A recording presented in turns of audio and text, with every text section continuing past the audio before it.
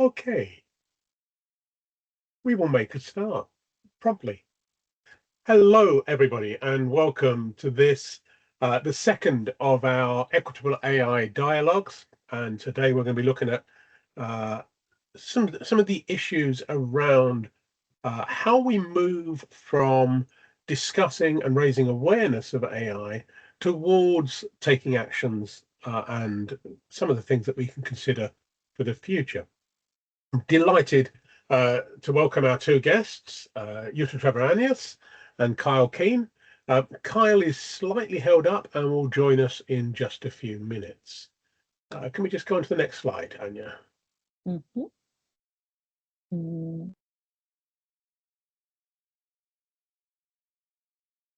And again, I just wanted to very quickly, if I can, introduce the Alliance to those of you who don't know us well. It's based as an initiative of the Zero Project and the Seneca Trust.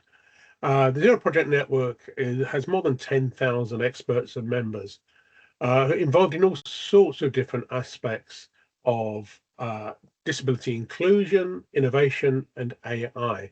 And I think that puts us in a very strong position to discuss the issues going forward. We, as an alliance, we have a number of members, but we really want to help steer decision-making on critical developments that I think we all know and can all see are already beginning to change our society fundamentally, not least of all in the area of employment. What we seek to do is to place experts at the heart of influential debate and discussion about both the opportunities and the risks related to AI. Next slide. David, may I just interrupt for just a moment before we continue? I would like to do just a quick housekeeping rules so that we feature all the accessibility features that we have. So there will be captioning provided in English. In the chat, you see an instruction to do so, to activate the live captions in your MS Team. We have sign language interpreters with us. So this reminds me also for the speakers, also please speak slowly so that we have time to sign and also everyone can understand, because English is not everyone's first language. If you have questions and answers, please feel free to do so in the chat, but also we have a Q&A section. So here in your toolbar below, there is a button called Q&A, and here you can place your questions that then will be moderated through me to the speakers. Then over to you, David. Thank you. Thank you. Thank you. And I can just see that Stella did ask a question about whether the recording will be accessible. Yes, of course. We'll be putting it within our resource hub and from the Equitable AI Alliance website. As I said, we have a large number of experts, and I'm delighted that we have quite a diverse and interesting advisory board, which includes people with lived experience of disability, people from technology companies, people representing disabled persons organizations, and then people who are both either consultants or academics working in this field. That's allowed us to really think very carefully about how we reach out to different audiences with different messaging to make sure that this issue is put forward. Next slide. We know when we talk about this and when we go into our questions today that AI is not something for the future, it's part of our lives already. And often I get quite excited about the opportunity that AI offers, from self-driving cars to responsive robot caregivers. That potential seems limitless, but that's balanced against some fears and risks that algorithms may be biased against persons with disabilities. Therefore, the AI applications that are built upon those algorithms and data sets may give us responses that are contraindicate inclusion, accessibility, and equality. And those three things need to be fundamental current and future developments if AI is going to meet real-world needs. Slide. We know that if AI products are not inclusive, we risk amplifying. No, Beatrice, we started absolutely 5 minutes ago. Don't worry. If AI products are not inclusive by design, people with disabilities risk exclusion and discrimination from all sorts of day-to-day life activities, just as we have learned from other forms of technology and the world around us. But every discussion I have in this area does also say that people with disabilities recognize the enormous potential to create inclusive and dedicated products that address long-standing barriers that we've experienced. Let's move on.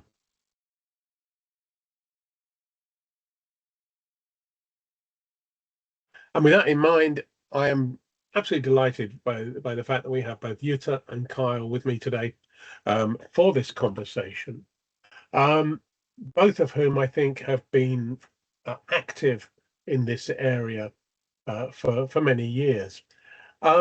The way we're going to work this is that if you have questions you would like to ask, and there's Kyle. Welcome, Kyle. That was perfect timing. I just literally saying welcome to Jutta and Carl, and you flashed up. That was very, very impressive. Do use the question and answer feature in Teams. We'll try and address some of those questions as we go through. And thank you for all those who gave us questions prior to the event, which we did also try very much to take into account. Let me start. Really, Jutta, I'm going to turn to you first. You and I had a discussion about 7 years ago about AI, and you were already thinking very much about this issue and disability and inclusion. What triggered your interest, and particularly around the need for action and dedicated standards in this area? Thanks for that question. I had already been, as a researcher, doing co-design and working with communities of people who tended to be outliers, and being aware of the need for, within research, that truth and evidence and the golden standard of research was to use statistical reasoning and to prove statistical significance. And I found that quite problematic, because many of the people that I was working with were so different from each other that there was absolutely no way in much of the research to say this is a significant finding, or this is a significant a recommendation that we should follow.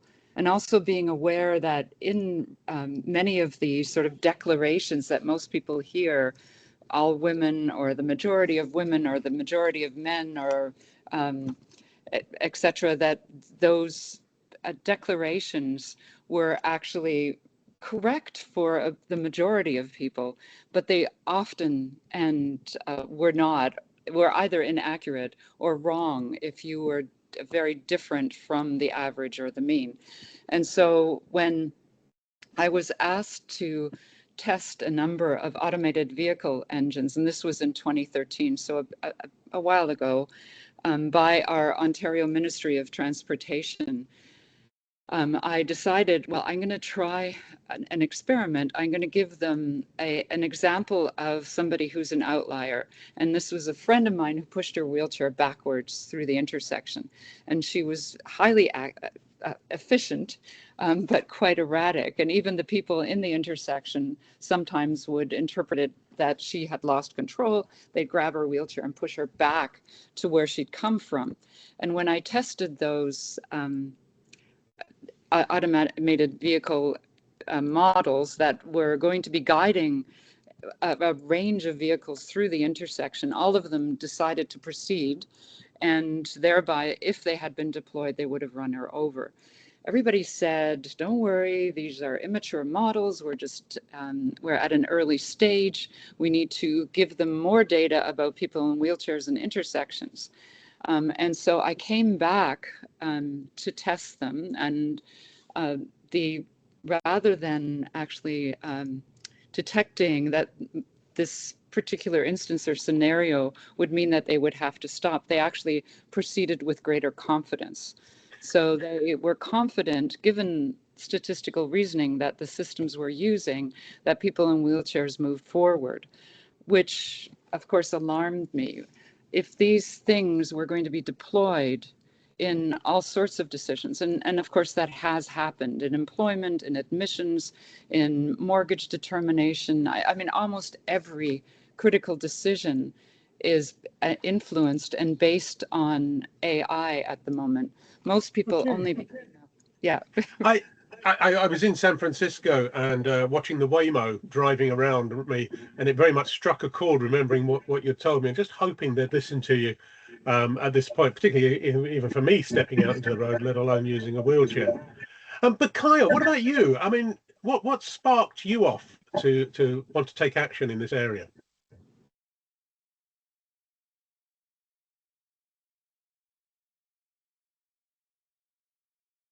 Got you muted, Kyle? There we go. Sorry, I couldn't unmute myself there for a moment. Is this is my sound good right now? It is great, thank you. Okay, fantastic. Yeah, so I have a degenerative eye condition called retinitis pigmentosa, and I was doing a PhD in physics and started to face a lot of challenges and using a lot of low vision adaptations.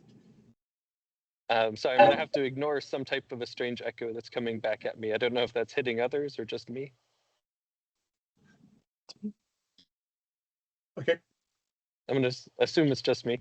Yeah, so I was doing a PhD in physics and studying statistical mechanics and quantum physics, doing a lot of adaptations for myself and finding that as I tried to use more and more advanced scientific computing software, I faced more and more complicated challenges, including trying to get my screen reader to speak math. And so I got really obsessed with how do we get mathematics and complex graphic and spatial information to people who are blind, mostly in trying to preserve my own career as a scientist. That led me to work for a number of years at Wolfram Alpha, that was the back end for Apple's Siri, doing a lot of statistical natural language processing in order to answer questions. And one of the things that we found out was language is extremely ambiguous, and it's very hard to actually give the right answer to a particular question because there's often multiple interpretations based on the amount of words that are used in a question. You can have 6 or 7 correct answers depending on the assumptions and the details that were implied. And so I became really obsessed with how do we do natural language processing in a way that gives a representation of the uncertainty across the multiple possible true answers that could in fact be represented. And that has since led me to continue working in the field. I'm now still a senior lecturer in a computer science department. I'm now building out my own AI inside of a big GPU machine in my office and distilling down models onto my iPhone so that I can have it on the go. So the start was this very personally driven motivation to understand how do we do mathematics. Mathematics at the time was spoken through a screen reader, was the only option, or Braille. Spoken through a screen reader meant all of the natural language ambiguity was starting to become prevalent, and I just became obsessed with the amount of uncertainty in spoken representations of information. And I've heard a principle discussed, Carl, that I'm sure you would subscribe to, which is first do no harm. And that doesn't sound too unreasonable. As Jutta says, let's try not to kill people in wheelchairs as they go across the intersection. But what does that mean in practice? Well, how do we actually implement something which seems such a big issue? Yeah, and it's a trade-off. And this is one of the hard parts about entering this space is there's constantly trade-offs in decisions. So if you make something do no harm and you actually believe the universal absolute do no harm, then most things will do nothing because you can't move through this world without causing impact. So to what level do we want to calculate out how much harm we're having? So if we have the car driving on the road, it is vibrating the road, and that may in fact disturb somebody's you know, sensitive electronics equipment that they rely on next to the road. So should we get rid of cars? So already in this thing is really hard, is we have to have complex decisions about where are the trade-offs and how do we preserve minimum harm and to whom in what scenarios. And that's a This seems really to be about the complicated assessment decision. of risk, which needs to be undertaken at a very early stage. And Yuta, what would you add to that? Well, to Kyle's point, yes, and of course, one of the concerns that the automated vehicle engines had is that we would paralyze the cars if we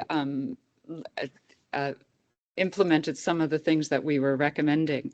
The unfortunate thing about risk and impact assessments, the protections that are currently there, is that they're also using statistical reasoning. And so when we look at really significant issues that are faced by people who are different from each other, and therefore the harms tend to be different from each other, those harms are also said to be anecdotal or statistically insignificant, and therefore they don't meet the threshold of impact or harm that is required in order to trigger some sort of action. So I think one of the things that's happening in the AI world is that bias or the harms of AI are attributed to the data. And this is more than a data problem, and it, of course, predates AI. This notion of assuming that what is good for the majority is good for the minority, making decisions based solely on statistical reasoning. And so I think we need to have a much more inclusive, diversity supportive, diversity aware means of determining what is sufficient harm that we need to take action. And you've argued, I know, that AI needs to be designed around human diversity rather than average users. Again, sounds perfectly reasonable. But how can we practically take steps to place those outliers at the heart of design and testing?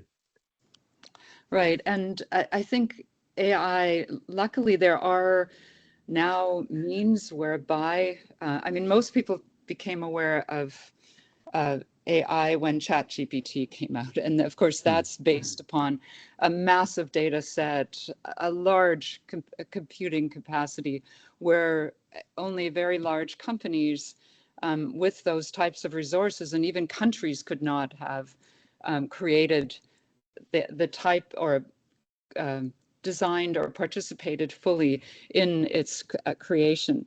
But we now have things like on-device AI, small language models. There is the opportunity for bottom-up community data gathering. And what we need to do is we need to work with the communities to determine what is the problem we hope to address, because a lot of the AI hype and push is towards AI for everything and anything. So there's a push for adoption without actually asking, is this something useful? Is this something that AI can do and help us with, as opposed to what are all of the things that we can use AI for?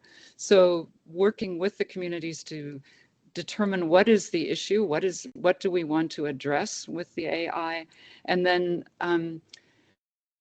working on bottom-up, community-based AI that integrates the people that have the greatest difficulty with those particular problems.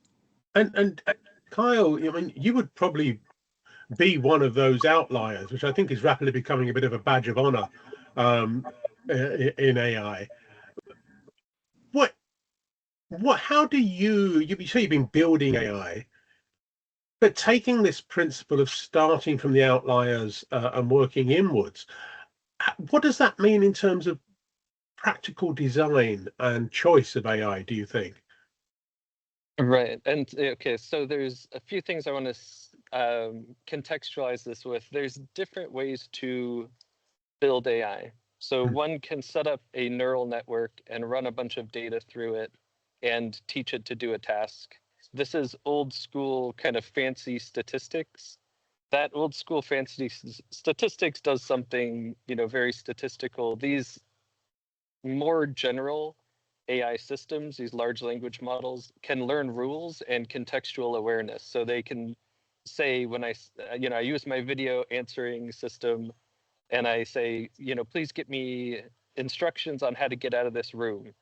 The first thing it will say is, oh, there's an exit sign above the door, walk towards the exit sign, which is an instruction to start a visual search on your own, find the exit sign, walk towards the exit sign.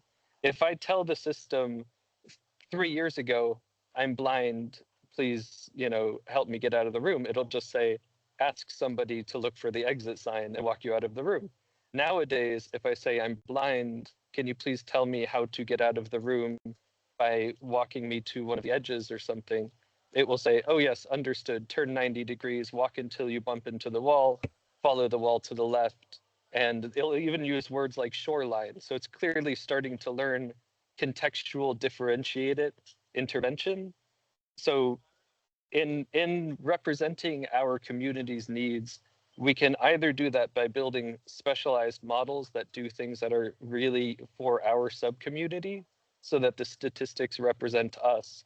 If we are truly outliers, our best hope, and there is real hope, is that there are conditional situational awareness that you can build into these models that say, they can learn rules. So even though it's based on statistics, it can still learn rules and say, if you see this, then make this decision, even if that's not all of the data that you've been trained on. So as the more AGI, increasingly general agents start coming out, they're starting to be able to make contextual situational interventions that are quite powerful. So defining which strategy we take when we want to build AI, do we want to prompt engineer by saying, hey, here's a model that's been given to me. Here's a bunch of rules about how to treat me as a person with a disability. Please follow these. Here's some rules about how to intervene in these scenarios that I prefer. You can do that. That works to some degree. You can design a system where you have a benchmark that says, I want you to do these things. Here's a bunch of tests that you can use to make sure that you're doing it to my standards. And then we can hold AI companies accountable to these benchmarks, or we can, get in there and help them really design their systems with contextual rules that they can start learning and say, even though I may make an automatic decision to turn the wheel, I always check for my conditions in the same way humans do, right? If you're switching lanes on the freeway, driving your car, you also have a rule that says, first off, I want to change my lane. What do? Look behind my shoulder, see if there's a car there, slow down or speed up to make sure there's nothing in the blind spot, look and see if there's any turn indicators on. Even though we are very general intelligent creatures that have a lot of statistical fallacies, we can be taught how to follow really simple, clear rules that can help mitigate risk. And I've heard this talked a little bit about as chain of thought, and that making sure that the chain of thought by which the data is being interrogated also doesn't carry implicit bias in the questions that's being asked. Yeah, but let's just come. Yeah, please, Yuta. Can I just interject with a comment? And I thank you, Kyle, for sort of just explaining. One of the issues that we've also seen, though, in attempting to influence these large data sets, or to even when what we're doing is creating a hybrid system where we salvage what is useful within the models and then attempt to prompt it or tune it to do the things that we want. It tends to work the best for people that are already doing quite well, and the worst for people that need it the most. So if your environment, say with the object recognition systems, what happens is if you're in a very poor environment, if the language that is on the packages that you're using is different, if it doesn't conform to a standard sort of North American household, etc., it works worst. Or if your voice is far from, or your speech is far from average, etc. So let's pick this up a little bit more, Yuta. I mean, that seems to take us towards the questions of the data collection and model training. Now, how can we actually ensure that both of those actually reflect the lived experience of people with disabilities? Because I was at an event recently and I was talking to them, and they said, you know what, we do not know whether or not the sample of people we have contains people with disabilities because we never asked, because we were advised that that could in some way compromise their privacy. So how do we gather that data and develop the models without compromising privacy or reinforcing stereotypes? Yuta, do you want to just say a little bit about that? Yeah, I've been a critic of the privacy protections at the moment because, to tell you the truth, most people that are outliers, or most people with disabilities, have already had to barter their privacy for essential services. You click agree if it's the difference between giving up your privacy and having a treatment or a service that is essential for your survival. And the anonymization, I mean, that's another issue with outliers, is that if you're highly unique, you will be re-identified. If you're the only person in a neighborhood ordering a colostomy bag or asking for the accessible version of your voting thing, somebody can aggregate that and find you again. And of course, if you have a disability, you are most vulnerable to many of the types of abuse that are occurring, like financial fraud calls that are specifically targeted to people who have dementia. So I think we need to go beyond privacy. We need to have a robust system and infrastructure to help people recover, and we need to have ways of punishing or preventing the type of abuse and misuse. It shouldn't be just putting up a wall, which tends to then constrain the people that are the good actors while challenging the bad actors to find new and creative ways to get over that wall. So I think we need to go beyond privacy. But you're right. As Kyle was saying, it's a dilemma.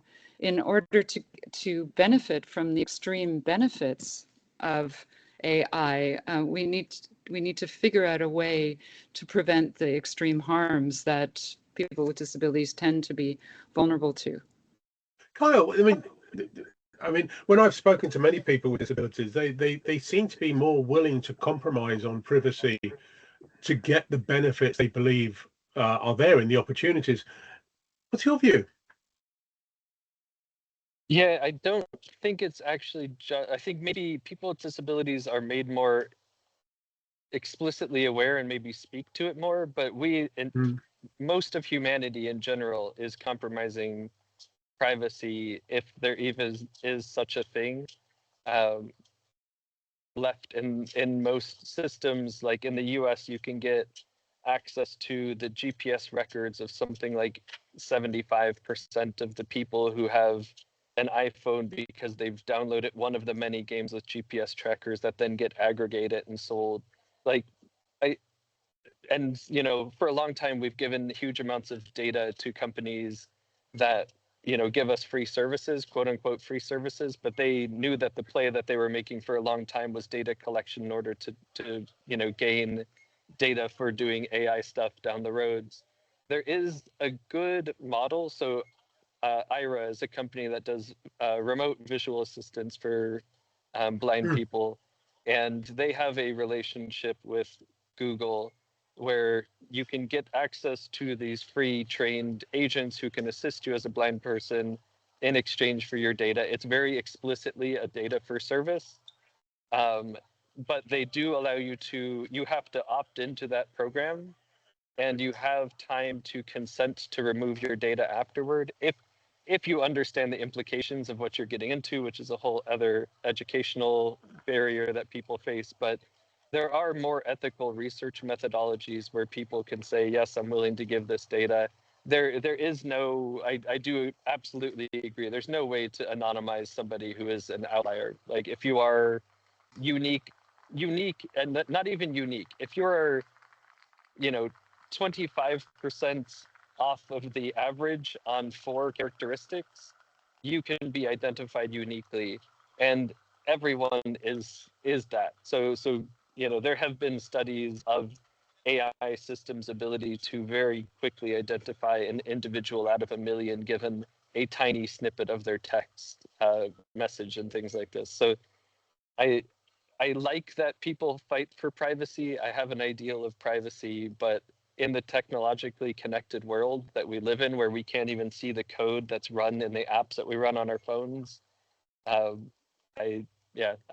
it's hard. And the other thing I'll say towards this is, me and some other blind friends are trying to set up our own database of things that we want AI to be able to do. So, some of these companies have access to larger representation of data samples of blind people when and where they need help on the ground, so that AI systems can learn from those. I think a bit of intentional design and building out benchmark data sets that say, hey, here's me crossing roads, learn from me as a person, and try to do personalized interventions in the way that I prefer. Or when I'm on a corner and I ask for help, act as a teacher and give me advice from some of the best blind navigators in the world, rather than give me the beliefs of the sighted people who think that they know what advice they should give to a blind person on the corner.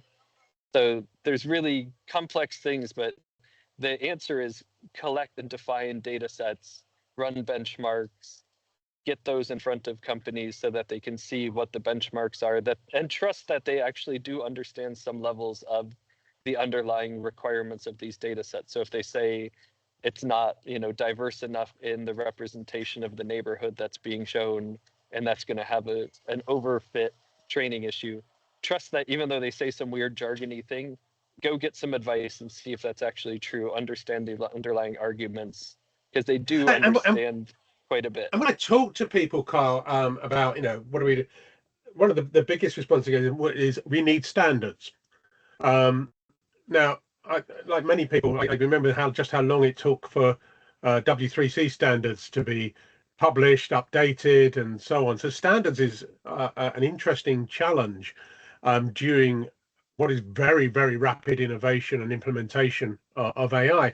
But you were telling me just before we started that the Canadian standards on accessible and equitable AI have been published just recently. And just how difficult was it to align those accessibility principles, those thoughts of universal design, with these technical and legal requirements that we're beginning to touch upon? Yeah, of course, this is such a challenging area to actually create standards for. And one of the biggest challenges is the speed of change of AI. So the way that we have been creating standards such as the Web Content Accessibility Guidelines or other accessibility standards, they tend to be much more techno-specific than would be suitable for AI, because the minute we quote something, that the AI will have moved on to and it will no longer be relevant. And so trying to put accessibility or equity for people with disabilities in front of this quickly progressing thing would mean that whatever we actually recommended would likely be would not be complied to. So what we needed to do was to look at what processes can we use to ensure that there is that type of participation, that there is consideration of the impact and the risks to people with disabilities. We also actually, this was under a framework called the Accessible Canada Act, where only the accessibility was considered. So how do we ensure that there's access? But of course, with AI, there's also the concern of equitable treatment of AI. So we had to, of AI, of people with disabilities. And so we had to add that component of equity into a framework that was made specifically for accessibility. And then the other component of it was, or the other challenge was, frequently the first concern when we talk about accessibility is about people with disabilities as consumers of AI or users of AI as opposed to producers.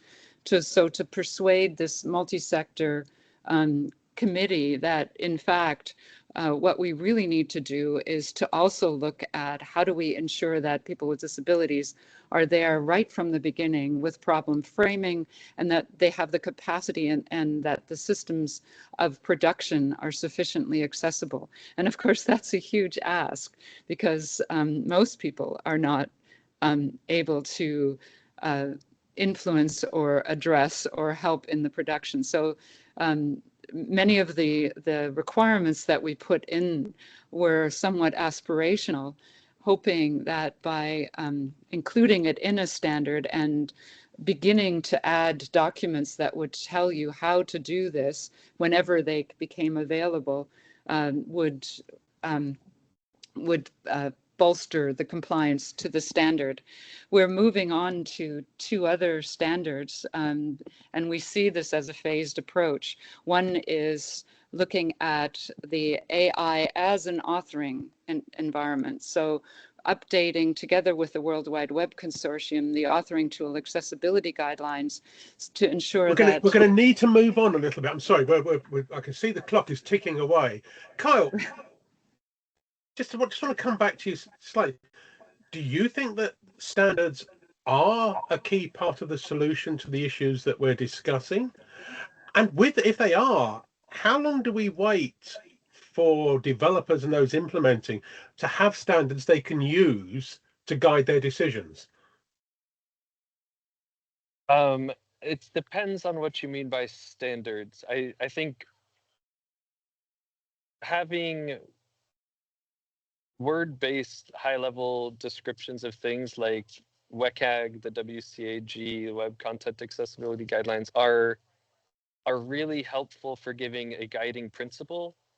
A guiding principle when you're training an AI system is not a benchmark. So when you're designing a huge complex AI system, you have to benchmark it in the same way we do with kids. We can't measure every single mathematics problem that a kid can solve in order to determine whether they know mathematics. So we give them, 20 questions. We say, if you can solve these 20 problems, then yeah, you probably know mathematics, even though we haven't actually tested you on every single mathematics problem. So large complex software systems need this set of a finite discrete set of benchmarks that they can be run against. And how to translate standards into those benchmarks is actually the technical linchpin of where you can influence the system. So you can say, you should have included people with disabilities, and then they can do the checkbox exercise. We've seen web accessibility get checkboxed for years and years and years, even though there's very clear ideals that we want to push people towards. Other people have found good ways of making money by just patting people on the back and saying, don't worry, you met all the checkboxes, even though somebody with a screen reader can't get a coherent workflow through your website. Every button is labeled and every checkbox is an actual item. And there's a fear I have, or we always do face this, how do you get it from ideal principles to actionable technological specification that is actually like really inside of a system and making a result that becomes more of the ethics of which benchmarks are chosen and which aren't, and which data is represented inside of there. That's a really technical thing. If we move away slightly from standards for a moment, and Anya, I'll come to you in a second. How do we know? How does somebody who is either developing or implementing an AI, how can they know whether or not what the biases are within the AI application? Because we know that anything is going to have bias. Nothing is completely objective. And secondly, to what extent do those bias amount to discrimination? Because I think we talked earlier in the week, the three of us, that these are quite different things. But for the people in the how will they know if the AI which they are exploring what the biases are, and more importantly, do those amount to discrimination? Carl, let's just pick that one up from you first. My discrete suggestions, not having thought about this in any more detail than this seems good enough for the things that I've done, is draw on what we do to measure stigma and discrimination and bias in the non-technical sense in human systems, because they are just decision-making systems. We as people, you know, label a group of people as criminal or not criminal, or scary or not scary, or, you know, friendly or not friendly. And we do that based on some really complex decision-making algorithm that, you know, maybe we see a smile, or we hear a laugh, or we hear an accent that's unfamiliar and we don't know how to do it, or we hear an accent that actually sounds like the variant of an angry version of our own accent, and it triggers an emotional response that we then make up an excuse about, you know, no, they sound angry, because we now have this big emotional reaction. We have a lot of methods for categorizing and characterizing bias, discrimination, stigma. You can look at statistical outcome differentials. You can look at the result of people engaging with these. We can use all of these same benchmarks of bias and discrimination on AI systems. That is my sort of big guiding principle, but I haven't dug down into the details of how these things compare and whether there are actually specific instances where AI should be measured or characterized in a different way than human systems. That's just the kind of guiding principle that I use when. Yeah, I sometimes oversimplify. Well, I know I always oversimplify. Let's be brutally honest. But I do think that sometimes, you know, the methodology that we used in many physical environments. Yes, we had compliance to standards for accessibility for built buildings, for physical buildings, but actually mystery shoppers going in and trying to use those buildings and engage in services or buying products and goods from them actually gave us much more useful feedback about, if you like, the usability, accessibility, and discrimination that was occurring. And perhaps somewhere in there, the starting point, we talk about it as user testing, is to do with mystery shopping of the application before you implement. But Jutta, building upon this, you've talked a lot about the need for ongoing monitoring. How? Yeah, okay, so I want to comment a little bit more on the existing determinants of discrimination, whether it is legally or, so for example, in the US, we have the 4/5 rule where you have to prove that there is, well, I won't explain the 4/5 rule, but basically the concern I have with the current determinants of discrimination is that much of it is now based upon a idea of a protected group and a data cluster where you're comparing a data cluster of, is this group of women or this group of someone, people of a specific race treated worse than the default by more than 75%, et cetera, or whatever the threshold tends to be. The difficulty is the heterogeneity of people with disabilities. They're so different. So there's no bounded data cluster. And so I agree with you that we need to go back to, I mean, we need to look at how are we currently determining discrimination and how do we do something about it so that diversity of discrimination is not an impediment to taking action or recognizing that it is egregious and needs to be addressed. So you were, sorry, what was your question again? Don't worry, because we're going to go on to the next one. And then, Anya, I promise we'll come back to you. You talked about co-design as starting this off for you. I talked about briefly there, and Carl was referencing the importance of users testing, reviewing, giving feedback, and subjectively perhaps giving us evidence about whether or not they feel the impact of bias and discrimination in what's happening, particularly where AI is making judgments as opposed to just providing information. But what can we say to our audience? What does meaningful participation of people with disabilities right through the life cycle of development, implementation, and value, what does it look like? How would we know it's done well? Jutta, let's let you go first on this one. Yeah, well, I think one of the things that needs to happen is we need to support AI literacy. So access to the information that's needed to be able to understand the implications of what's happening with AI. And of course, as part of that, it's transparency. So telling people when the AI is used, how it's being used, what decisions are being influenced. Quite often, people are not even aware that they're being discriminated against by the AI. So whether it's an employment scenario or an academic admissions, they're not aware that the decisions that are being made by this system are influenced by or are guided or made automatically by an artificial intelligence system. So the first piece of this is telling people, educating them as to the implications, and then bringing them in before the decision is even made to use AI. I like to refer to what is called the Weizenbaum test. Who will benefit? Who will bear the costs? What will the technology mean for the future generations? What will be the implications, not just for economies and international security, but also for our sense of what it means to be human? Is the technology reversible, and what limits should be imposed on its application? And this was something that he coined back in the 1960s, and I think it's still very applicable. And we seem to be rushing towards what's called the Turing test. Can the AI become as intelligent or surpass the intelligence of, or that's not the full, I mean, that's not a quote. Listen, let me tell you, any AI has already surpassed my intelligence. I think I've made that very clear during our dialogue today. But Kyle, come on.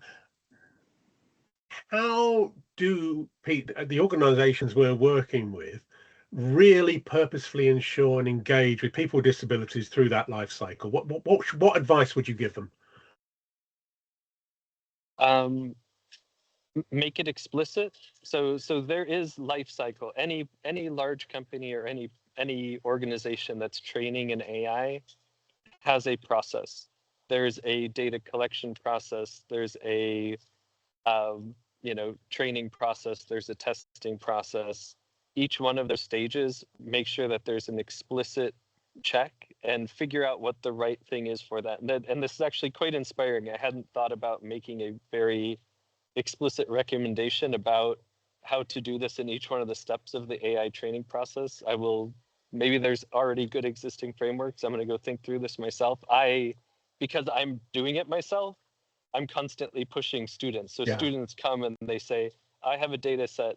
And then I, right then and there say, okay, who's in there? What's going on? Let's do a covariant analysis.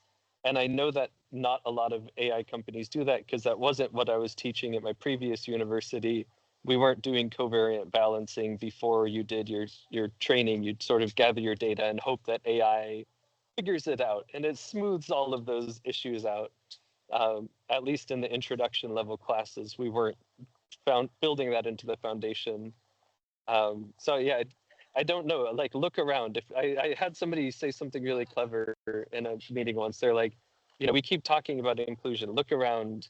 Are there visible disabilities? Are there people who might have invisible disabilities?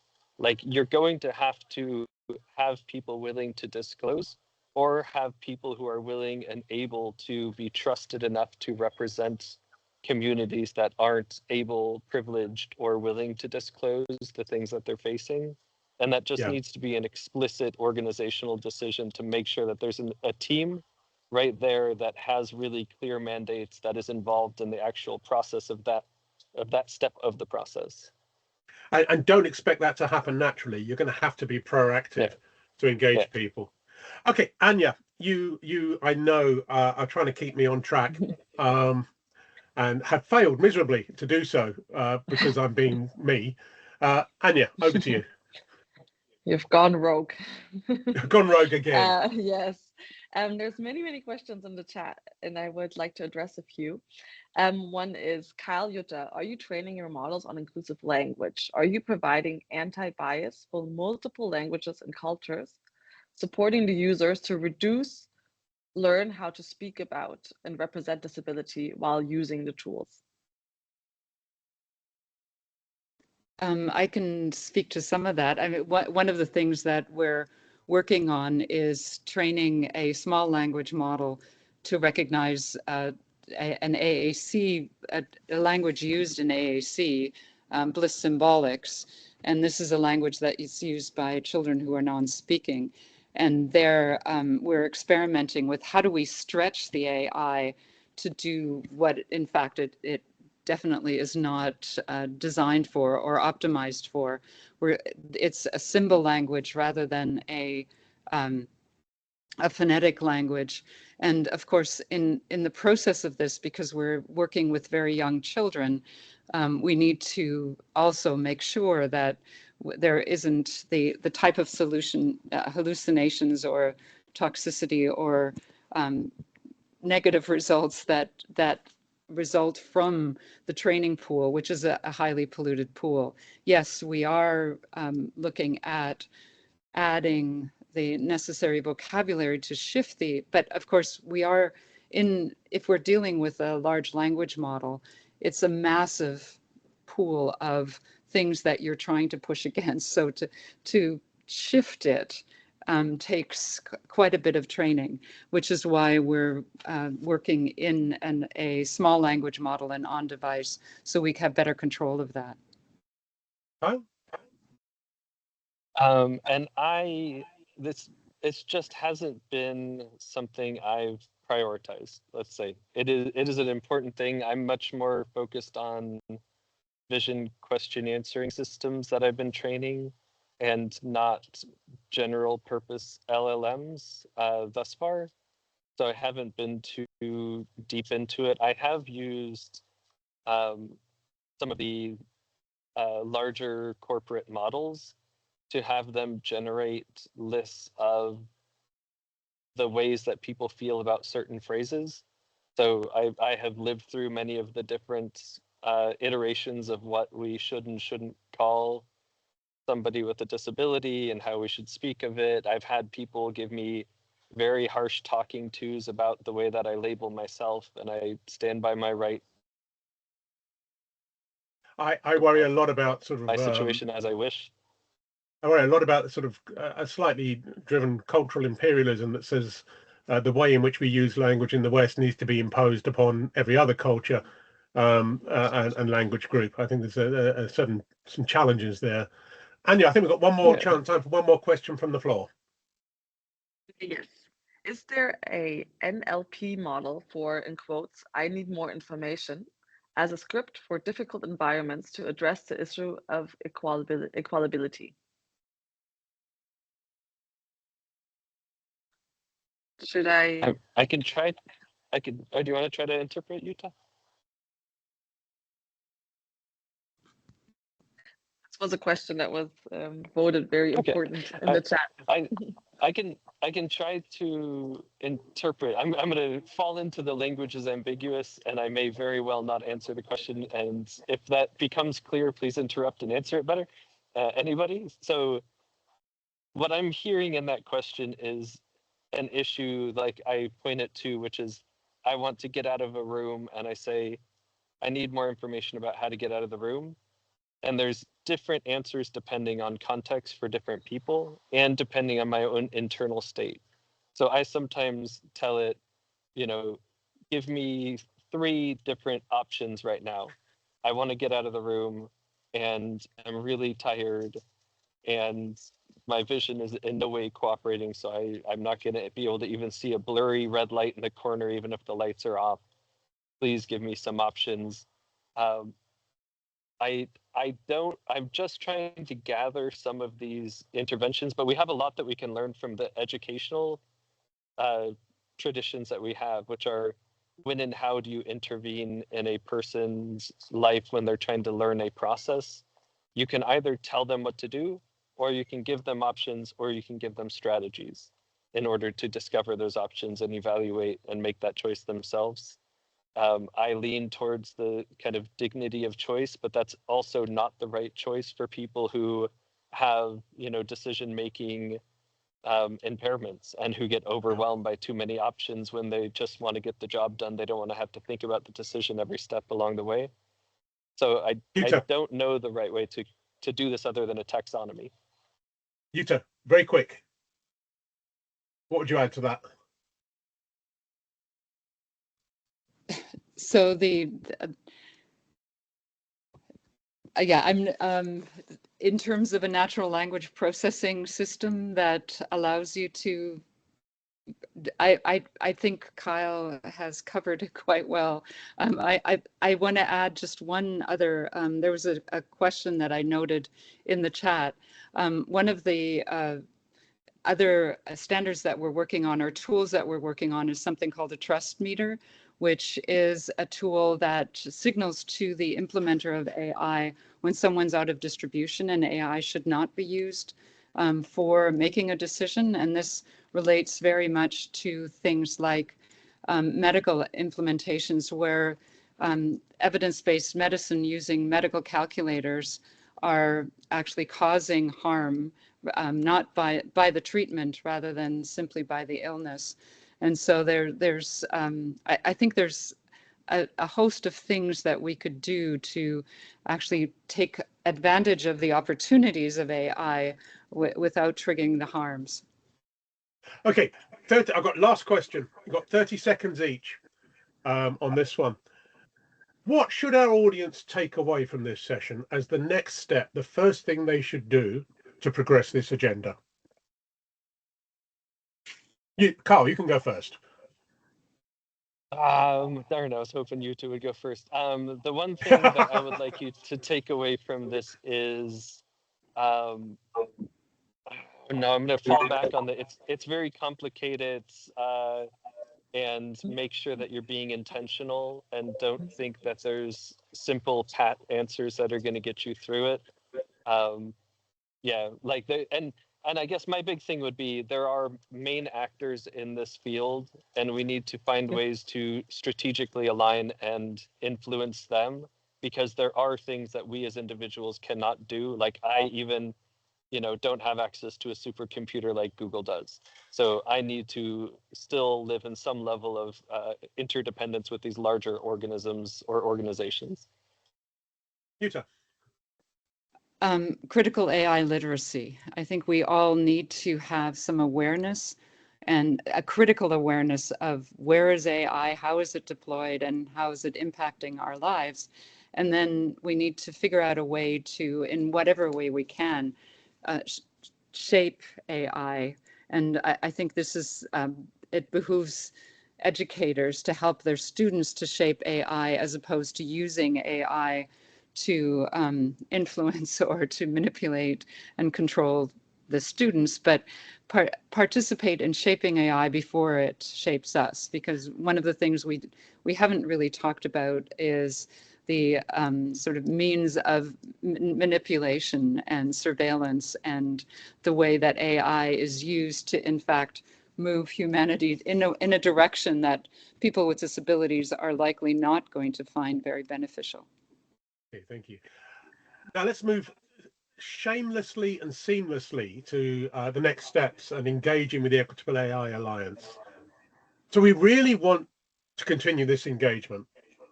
One of our main aims is to connect and to take this message beyond our own echo chamber, our own amplification.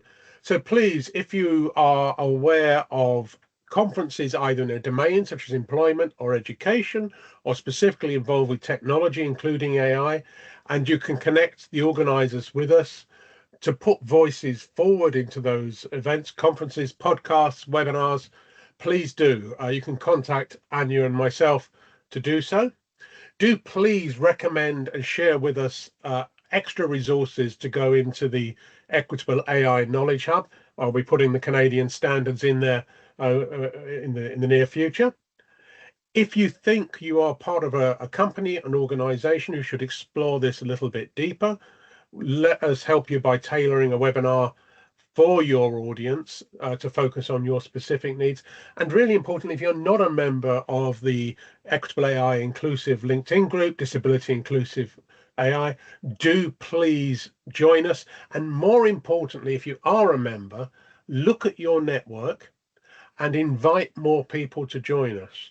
But also look at what is in there, what the things that people are sharing, and share them out into other communities. Communities that are not about disability, communities that are not about diversity, but are about employment, that are about education. Because we're going to have the traction and the impact we want. We're going to bring about the change and influence that change when we influence those communities. To do that, next slide. this is us, myself and Anya. We work very closely together. Please feel free to email either or both of us, or connect to us on LinkedIn and message us that way with any of those actions, any of those follow-ups that you can take. I want to really thank both Kyle and Jutta. We had a discussion earlier, and I said I was going to be really mean because I'm a horrible person and keep cutting them short. For me, that was really nice. I let you go. Yeah, maybe a little bit. So thank you for putting up with me producing a little bit of editing to the time. And thank you to the audience for taking part. It's been a real pleasure to meet you all. And thank you again to our two speakers. Thanks very much.